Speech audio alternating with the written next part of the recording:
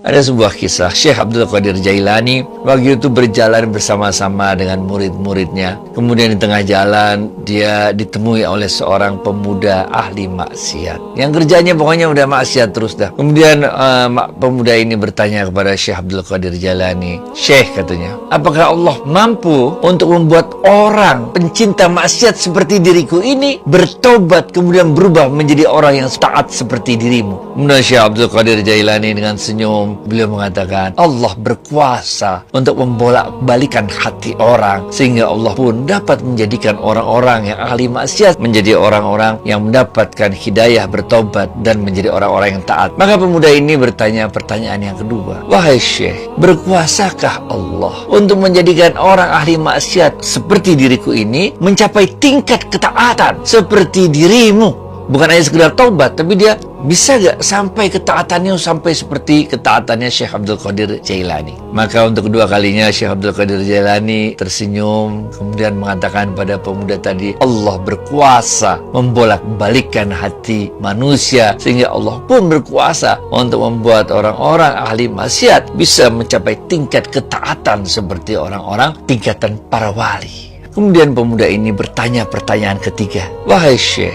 apakah berkuasa Allah membolak-balikkan hati orang sehingga orang dengan tingkat ketaatan seperti dirimu, Syekh, kemudian menjadi ahli maksiat seperti diriku?"